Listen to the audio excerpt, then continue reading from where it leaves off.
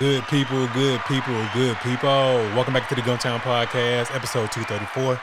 I'm Doug B. If you tuned in to this podcast, thank you for your time and your attention. I really appreciate you giving it a shot. Today's guest is the president and CEO of Women in Training Incorporated. I'm looking forward to this conversation. I'm sure we'll all be inspired by her story. Let's chop it up with Adeyela Bennett. Miss Bennett, how's it going? Wonderful. I'm so happy to be here with you. Yes, ma'am. I'm glad to hear that. First things first, thank you for taking time out of your schedule to speak with me a few minutes. I really appreciate it. Thank you so much for having me. Yes, ma'am. We're here to talk about all the great things you got going on with Women in Training Incorporated. But before we talk about the organization, let's get to know the woman behind the brand. You're originally from the Bahamas. How was upbringing in the Bahamas? Believe it or not, it's very similar to Montgomery, very similar to Alabama. When I came here, I saw so many people that looked like my uncles, my cousins, my siblings. I felt very much at home, and not Montgomery so much, but in other parts of the state, Selma, Mobile, the accent is also very similar to home. Some of the older people, their accent sounds the same. So it really tripped me up when I first came here to feel that connection. But then I did some research and I learned what that's all about. Hmm. During the enslavement era, thousands of African Americans escaped slavery. We know about the Underground Railroad, but there was also the Under Ocean Railroad where they swam or used boats to escape to the Bahamas. And so, indeed, there is an ancestral connection between the southern states, Alabama, Georgia, North and South Carolina, and the Bahamas. So I feel that similarity. I feel it. Okay. No, I definitely appreciate that. That's a education moment for me. I had no idea about that particular uh pathway that people, slaves had a chance to get away from where they were and make their way up Mhm. to the States. Like you learn something new every day, and that's what it's all about, learning and growing. Thank you for sharing that. Yes, sir. Yes, ma'am. And when you got over here, like you were just saying, it wasn't too much of a culture shock because a lot of people reminded you of your uncles and people from over in the Bahamas. So that's good. Yes. That And yes, some ma'am. and some people's accents. And the yes sir, yes ma'am. I grew up on that. So Mhm. my friends in the north, because I used to live in Washington, D.C., you can't call them yes sir, yes ma'am, especially the women. The women don't like to be called yes ma'am. The women don't like to be called auntie. Oh Right? wow. They find it pejorative. But I grew up with that. I mean, even my older siblings, you can't really even call your older siblings by their name. You have to show that respect. So traditionally, for our older brother, we would call him Baba Okay. or Baba or something like that. And for our older sister, we would say sister. So we wouldn't call them just straight by their name, dry long. When I moved here, I see that respect that you give people based on their age. But really, here also, I even speak to children with a yes sir and a yes ma'am to give them that respect as well.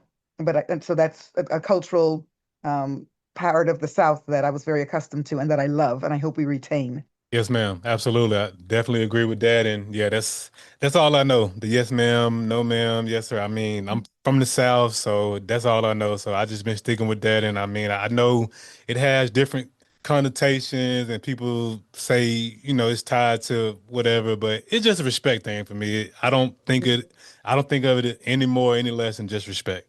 Really, and it comes from our African tradition. So all Black people, well, all people, life Right, right. began in Africa. So life began in Africa, but it's more obvious with us with the browner hues. It's more obvious that the melanated people that our ancestors are from Africa, and certainly in the Yoruba culture of Nigeria, which I'm very familiar. You say yeye or baba. Yeye is mother or baba is father, and you greet people with that. As a matter of fact, they take it so far as that they prostrate on the ground in front of somebody older.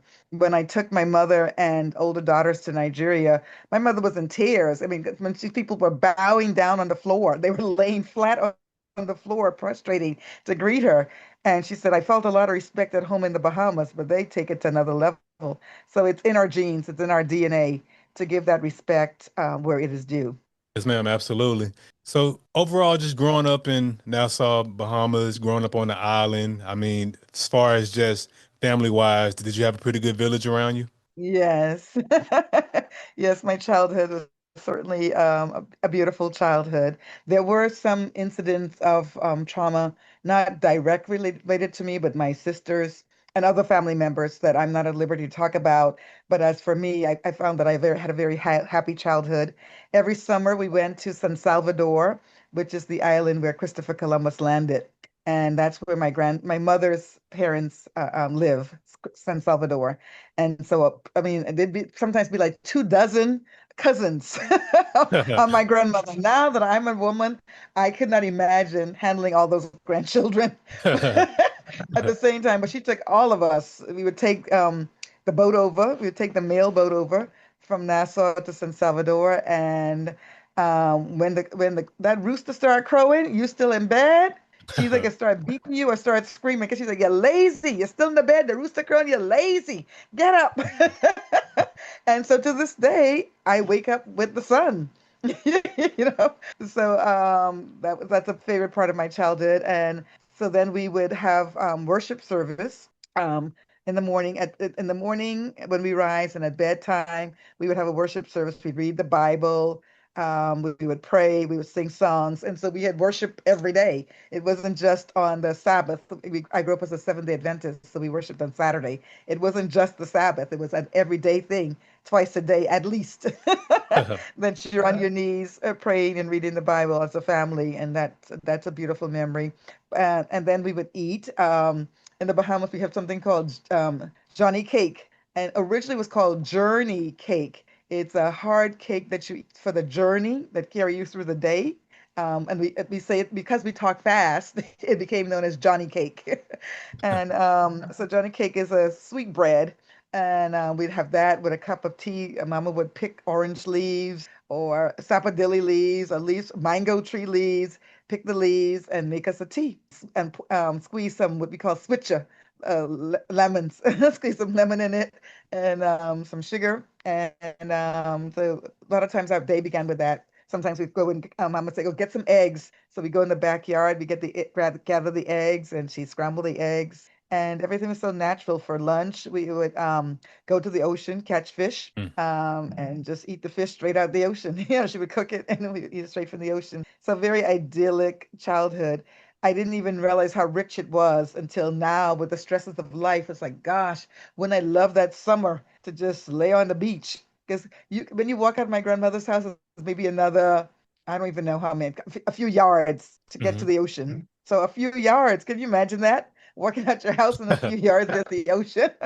So we spent a lot of times, but before we could go to the ocean, though, we had to go to the field. We call it the field, and it's the farm. It's the farm where she grew yams, cassava, okra, tomatoes, all kinds of vegetables. In her yard, she raised cows, sheep, chickens, as I mentioned before. She had a horse, a white horse called Diamond. My grandparents had a white horse called Diamond. So I grew up with nature, with the animals, with the plants, with the ocean, with the soil. And doctors, every time I go to a dentist, they're like, God, you have such beautiful teeth. And I was like, it's eating that coconut, eating those hard coconuts, eating those fruits right off the tree. I think it has attributed to my healthy teeth. Mm. Yes, ma'am. And that's just amazing just hearing you talk about just your childhood and just hearing how you grew up and got a chance to live on the island and eat off the land and just truly get those truly organic fruits and veggies, having those at your disposal. And so that's just hearing you paint the picture, I can almost just see it in real time, like you said, going to the fields and then going to the beach and just having your whole family around, just like I said, just living off the land. So sounds like it was a like you were saying, a great childhood, had a great village around you. So that's amazing. Thank you for sharing that. Yes, ma'am. So also, I was just looking at some of your educational background. I see you got your Associates of Arts, Mass Communication and Media Studies at University of Florida, and your Bachelor's of Yeah. Art in Sociology and Anthropology at FIU, Florida International University. So did you get a chance to, were you on campus during that college, during those college years? If so, how was that college experience for you? Yeah, so I moved to Miami when I was 13, on my 13th birthday, in fact. On my 13th birthday in August, I moved to Miami with my older sister, Omath, just the two of us. And so when I think back to that, like my mother let two teenagers, she was 17, I was 13, and she let two teenagers move to a foreign country by ourselves. That's amazing. But she wanted opportunities for us that we couldn't get at home in the Bahamas because obviously the economy is way better in the States. Obviously, there's no question about that. Turns out the educational system at home was superior, though. So at that time, when you came in as an immigrant, the Department of Education would test you to see your grade level. So they wouldn't just automatically put you into the next grade that you finish. They would test you to see where you belong. And I tested out of high school. So I was 13 years old, but I tested out of high school.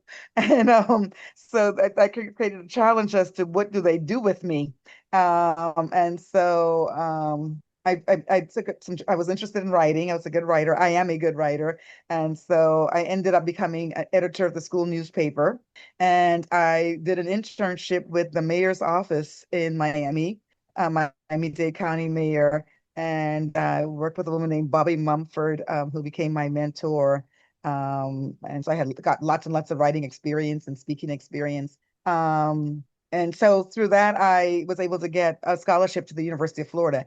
At the time, I didn't know you were supposed to apply to a lot of schools. Like my husband applied to 10 universities. I didn't know you were supposed to do that. I applied to one school, University of Florida, got in, got a scholarship. And so the intention was for me to stay there. But I had a traumatic incident at the end of my junior year that I wouldn't mind talking about, but I don't want to, you said you have a family-friendly audience. So because of this incident, I didn't go back to campus and that I ended up transferring and doing my senior year at Florida International University. So yes, in Gainesville at the University of Florida, I stayed on campus. My first roommate was interesting. She had a boyfriend and he practically lived in the dorm. It was, I think it was not a co-ed dorm. I think it was a girls only dorm, but he was just there all the time. I went to sleep, he's there. I wake up in the morning, he's there. He was just there all the time. I remember spending a lot of time just out on the campus in the library and trying to connect with find other Black students to connect with. I do have a story I want to tell you. So this summer before you enter university, the president of the chancellor, I think, in fact, of the university system sent a letter inviting you to Rush, to sorority Rush. Now, I didn't know what Rush was because remember, I'm coming from the Bahamas, and we at the time we didn't have that in the Bahamas, Right, or if we did, I wasn't aware of it. right. And so I followed the instructions. I wore my nice little dinner dress, and I went to Rush. I'm the only Black face to be seen. The sororities have these huge houses. I mean, really almost like mansions. And so everybody was so nice to me. I didn't know about Southern Sweet at the time. Everybody was so Southern Sweet to me, offering me lemonade and sweet tea and chatting with me and being very, very friendly. And I said to myself, oh my God, so many of these sororities are going to invite me to join. How am I going to choose one? Because they are all so nice to me. Well, the time came and no one invited me to join their sorority. And I was shocked. I'm like, they were so nice to me. That was my first taste of Southern Sweet. Uh, so no one invited me. So then some months later, the Divine Nine held their rush. So once again, I got dressed. This time it was in a building, it was in the Blackburn Center. They didn't have any houses at that time. And I went, and at the door, this young woman stopped me and she says, no, no, no, you're not invited here. And I was like, why? It said that any Black person could come. And she goes, oh, you went to that other rush. So we know about you. You're not welcome. Wow. And so I ended up never joining a sorority, never pledging, basically because of my ignorance. I didn't know I shouldn't have gone to the other one. Everybody else knew, but I didn't. I didn't know. Wow. And then by the time I transferred to Florida International University, my family's there in Miami. By that time, all of my family's there. My mother, my stepfather, all of my siblings are there. And I stayed at home I didn't stay on campus. I stayed at home with one of my, so that was a different experience, a commuter experience of, just getting up, going to class and then coming back. Very different from living on campus. I do always recommend that students live on campus, for undergraduate. And then Sure. for graduate school, I went to Howard University. So I have enough graduate credits probably to have like 3 or 4 doctorates, Mhm. but alas, no doctorate. Because I enrolled in Howard University for their graduate program in communication. and ended up getting sidetracked, ended up getting married, and having my two old who are adults now. Okay, no, that's awesome. Awesome story. Thank you for sharing the overall college experience from University of Florida to Florida International University, just going from living on campus to living at home with your family and just making that adjustment and starting over there at Howard University. So, and I mean, even the story that you were telling about, just the whole Rush story is you don't you don't know what you don't know. And I mean, I Mhm. really really hate that they held that against you, but unfortunately, that's how it is when it comes to organizations sometimes. So, that's how it goes sometimes. Yes, sir. Yes, sir. Yes, ma'am. Absolutely. So that's amazing. Just hearing a little bit about your background and educational background. So let's talk about what we're here to talk about. Women in Training Incorporated. You are the president and CEO of the organization. So can you tell us a little bit about what y'all got going on? Yes. So I got almost, I want to say, suckered into this, into this role by my twin daughters. So I have twin daughters who are now 18 years old. They're college freshmen. Bree is a freshman at Howard University, and Brooke is a freshman at Penn State University. But when they were 11, about to turn 12, they would always they shared a bedroom at that time, and they were always whispering about all you could hear is birthday, birthday, birthday. So I told my husband, listen, they're planning something big for their birthday. He said, you better go and manage those girls' expectations because we have a budget for their birthday and Right. they need to. Hold on a second. My computer needs charging. Yes, ma'am. That black light. So I went in their room to hear what they were talking about, and they were working on a project to provide houses for all the unhoused people in the world. Wow. That's what they wanted to do for their birthday. Wow. I That's was blown amazing. away. I was like, what? You're not talking about Disney World or Paris? No, they're like, we want to provide housing for all the unhoused people in the world. So they talked about that for a few months. And then Brooke, who's the more pragmatic one, says, just can't get the money together, the logistics. Let's think about something else. And then Bree, who's always full of ideas, says, well, what if we cook a hot meal every week for all the hungry children in Alabama? And Brooke said, that's better, like once a week. And it's food. That'll be easy. Let's do that. So they worked on that for a few months. And then Brooke said they couldn't quite exactly get all the logistics together. And then Brooke suggested, why don't we help girls who need menstrual supplies during their period? And Bree was like, oh my God, that's disgusting to even talk about the period. They hadn't had experienced their periods yet. But she's like, that's just really a very personal matter. No, we can't go around talking about that. And then she listened to a radio interview, not a radio, it was on YouTube, a YouTube interview with a woman who had just been released from prison in Alabama. And the interviewer asked her, what was the worst part of being in prison? And she said, the whole experience. I didn't commit the crimes. I was punished unfairly. I was beat up. I was raped. The food was horrible. I didn't have proper medical care. She said, but the worst part was every month having to get steel sheets to cut up to make pads to use during my period. Hmm.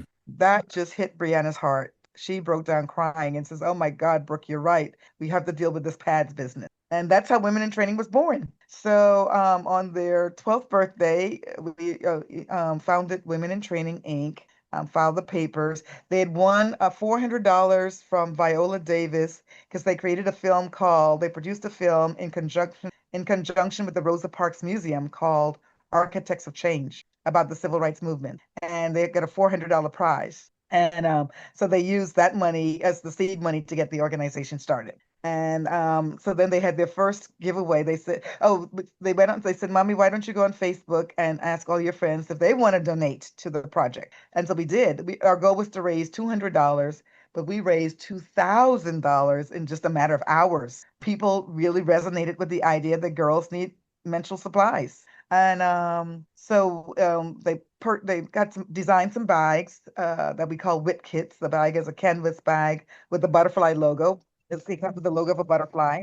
And did the first giveaway along with school board member Claudia Mitchell. We did it at the Patterson Court housing project, near the Patterson Court housing project, with a group called New Beginnings. And I think we gave out 20 bags or something, like 20 of the wit kits. The girls, they knew the girls in that New Beginnings program because at the time we were members of Dexter Avenue Baptist Church, and and these some of those girls were members of the church at the time. And when we first moved to Montgomery, those girls came over to our house and gave the girls a surprise, gave the twins, Brianna and Brooke, gave them a surprise birthday party. And they always felt, I mean, to this day, so that was their 11th birthday that they did that. The girls are now 8, the twins are now 18, and they still talk about how these girls from Patterson Court came and gave them a surprise birthday party. I mean, that really touched them. So those were the first girls they wanted to give back to. And that's how we were born.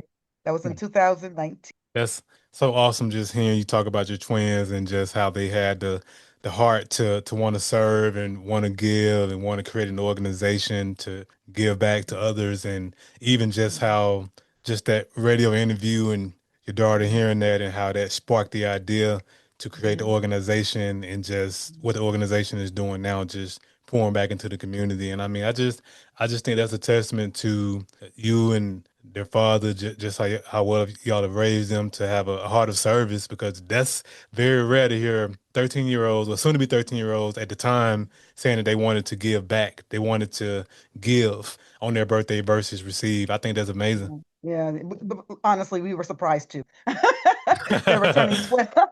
We were 12, my surprised apologies. too. Yeah, we knew that they had a heart for service, but we didn't think they were going to give up their birthday for it. So that was quite surprising. So but yeah, they told anybody any gift you want to give us, just give us the money, and we'll use the money to provide these menstrual supplies. So the bags have a pack of Always or whatever brand. We always use a reputable national brand because let me tell you, girls are very particular. Women are very particular about what they wear on their body. So we Right. make sure we use a nationally known brand. So we get the pack, like maybe a pack of 42 pads, a large bottle of body wash, Dove, or again, a brand that they would recognize, shampoo, conditioner, lotion, deodorant, toothpaste, floss, and mouth toothpaste, floss, and toothbrush, a toothbrush, toothpaste, and floss. That idea was given to us by Dr. Latoya, I'm sorry, Dr. Lakeisha Thomas from Dentistry for Children. She said, while you're giving away other menstrual and hygiene supplies, you should include dental supplies. And so that we started adding that. And then a pair of fuzzy socks. I guess Brianna thinks that you should have a pair of socks on when you're in your period. So we do that. And then they make a bracelet, and each bag has a bracelet also that they make. Of course, they're in college now, so the new bags don't have any bracelets because nobody's here to make them. Okay. Each bag That's is valued at $50. And to date, we've given out more than 30,000 of those bags. wow. Talking about having an impact and just really just pouring into the community and having a heart of service and like this just so amazing just to hear all the great things you all have done with the organization and how many people you have blessed and impacted through the organization. And I'm just thoroughly impressed looking at all the awards that you all have won through the organization. I was looking at that prior to our interview and it was too many to name, but there's a rewards page on the website and the entire page is flooded with rewards. So I just want to say congratulations for all the success and all the continued success. It's amazing. Yes, ma'am.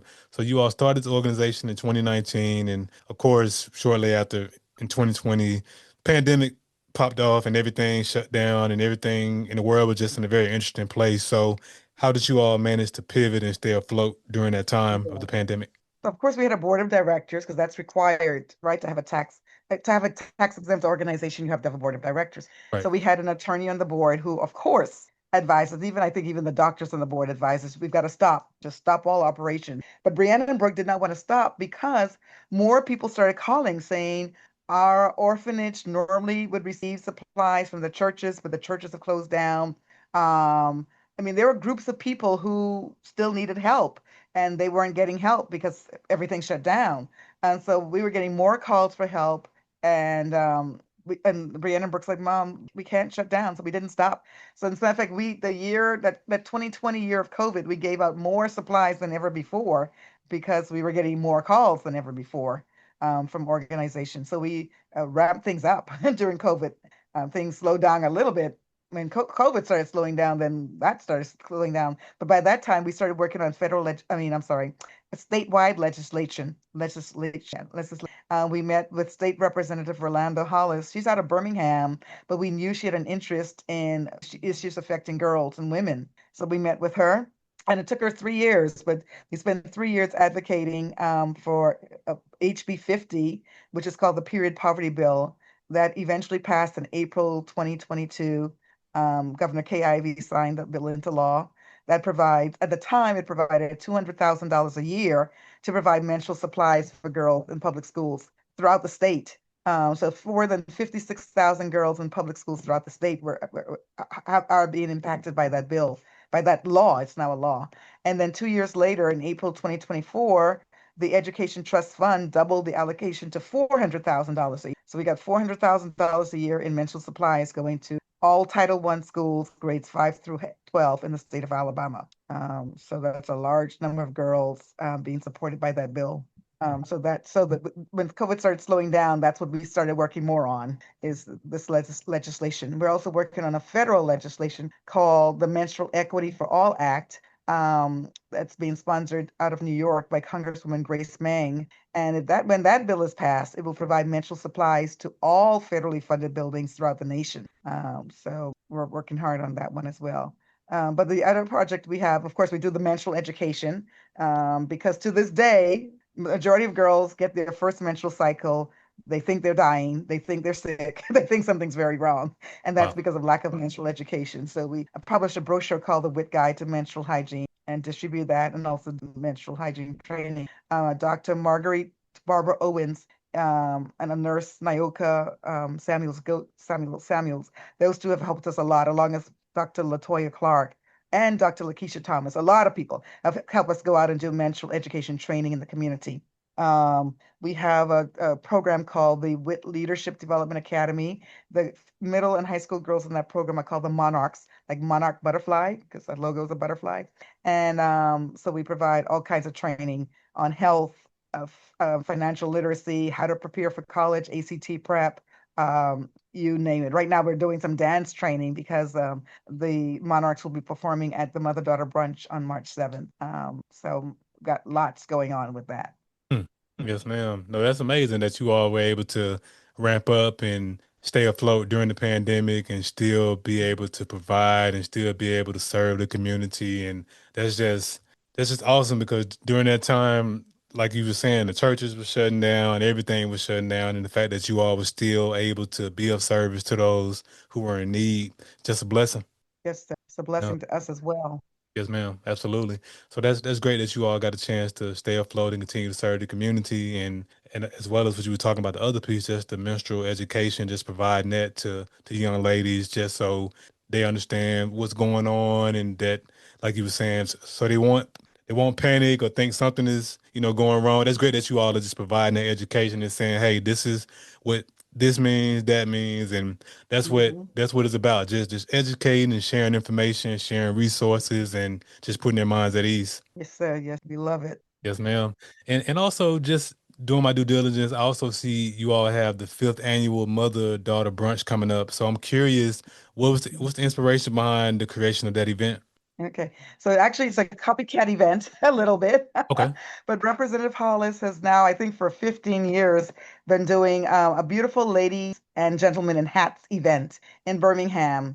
And so, I guess now 5 years ago or so, she invited us to the event, and with like it's a room full of women in these beautiful hats and dressed up, and we were like, ooh, ah. And we had planned on, we wanted to do we needed to do a fundraiser and couldn't because this was at the tail end of the COVID big pandemic part and hadn't done anything because of the pandemic. And Brooke says, well, why don't we do an event like this, but make it for mothers and daughters? Because I want is beautiful ladies in hats and beautiful gentlemen in hats. But they're like, let's focus on mothers and daughters. Although men are invited, but the primary focus is mothers and daughters. And so that's what inspired us to have that as a fundraiser. So we have three major fundraisers. The Mother Daughter Brunch, which is held during Women's History Month. This year will be March 7th at the Renaissance at 11 a.m. It's a fundraiser. In October, we do International Day of the Girl. Dr. Nandini Ramroop heads that up for us. We're so blessed with really professional women serving as volunteers. And then in November, this past November, we had the sixth annual 5K that we held at Montgomery Whitewater that was headed up by attorney Dana Taunton from Beasley Allen. Chief Master Sergeant Matiah Williams from the Air Force National Guard, and Dr. Celeste Reese, who is a physician out of Birmingham. They headed up the 5K. And then we had the mother-daughter brunch. It's an exciting day. I'm so excited about our speakers. We're going to have Dr. Kalisha Figures, who it's like a role model. She's younger than me, but she's like a role model to me. She's got three Ivy League degrees. She has a degree from Cornell, from University of Pennsylvania, and Yale. She has a doctorate from Yale. And she'll be in conversation with Dr. Monique Kovson, who's the author of Girls Unlimited: How to Invest in Our Daughters Beyond Money. So we definitely need the money. We definitely need the funding, but Right. girls also need our time, our love, our attention, our advice, our guidance. And so that's what they're going to be talking about. Valerie Lawson, who is a anchor from WSFA, will be moderating the conversation. We'll have dances by the Monarchs, as I mentioned, and it always a great meal at the Renaissance, and it's going to be a wonderful time. We hope everyone can come out. Yes, ma'am. That's awesome. Mother's Daughter Brunch, the International Day of the Girl, and the 5K. Those are all three great initiatives that the organization is putting forth on top of what you already explained earlier, just in terms of education and providing those resources. So, women in training, y'all got a lot of great things going on, a lot of things in motion. It's amazing. Thank you so very much. I wonder how we do it, but we're able to do it because of volunteers. We have some amazing volunteers and a strong donor base, but of course, always need more funding. Ms. Magazine published a study last year that said only 1% of all donations go to organizations that support girls, and less than 0.05, that's half a percent of that funding of $67 billion in donations, less than half of 1% goes to organizations that support girls of color. So, we're not heavily funded, but we get a lot done thanks to the generosity of volunteers. But funding would certainly make our job easier. Yes, ma'am. Absolutely. Absolutely. So you all have done great things with the organization, and I'm sure great things are going to continue to come down the pipeline, which leads to my next portion, vision. What are some of the short-term and long-term goals for the organization you feel comfortable sharing? Yes. Well, in terms of a short-term goal, I just learned over the weekend, in fact, that some of the girls in our program are not fluid readers. I just assumed that they were. They speak so very well. But when it came to reading comprehension, that's a different level. So the immediate goal is to start working on getting tutoring, math and reading tutoring for the girls in our program who need it. We already provide ACT tutoring for the older girls, but we need to now get into the reading and the math tutoring for the younger ones. We're going to do a college tour of HBCUs, of the Seven Sisters Women's Colleges, just to give them options, because everybody here knows about Alabama State, University of Alabama, and Auburn, which are great choices. Trenton State Community College, those are all great choices. Alabama A&M, but there's a whole world, Tuskegee. There's a whole world of universities, and so we want to expose them to some of the options, other options for universities. We want to do a college tour. In terms of longer term goals, one of them is to help with the down payment, because some of the original monarchs in our Leadership Development Academy are now college students, are now university students, and will be graduating in the next year or two. And we really have a goal of being able to help that first crop of monarchs, to help them purchase their new, when they graduate from high college, to help them purchase their first home. So that's a big goal that requires lots of funding and support to help them purchase their first home. Hmm. Yes, ma'am. Those are great goals, short term and long term, and just based on everything you all have accomplished. I have no doubt you all will put in the work and make all those goals come to fruition. Thank you, sir. Thank you. Yes, ma'am.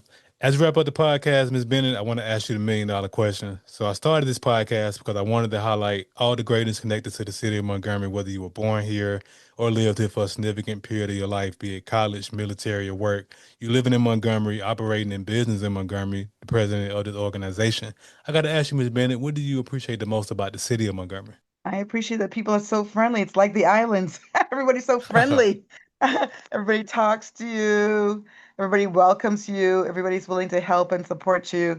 So the friendliness of everyone is the first thing. So the second thing I want to mention, of course, is the rich history. The rich civil rights history is amazing.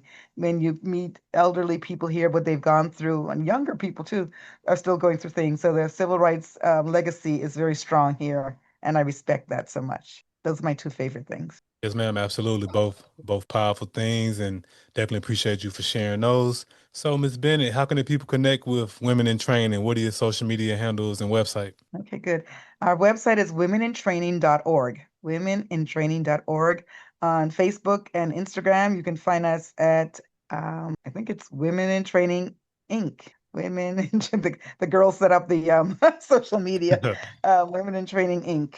There we have old pages that are just Women in Training, but someone hacked into those. I tell you. But our new pages are all Women in Training, comma Inc. Okay. INC. Okay. Too easy. And of course, I'll put all of that information in the description of the episode. Hey, Miss Bennett, thanks again for giving me a few minutes of your time. I really appreciate it. Thank you. I loved it. I want to do it again. Yes, ma'am. Good people, that concludes another dope episode of the Gumtown Podcast. In the meantime, in between time, y'all know what to do. Be blessed, be safe, but most importantly, have the audacity to be you.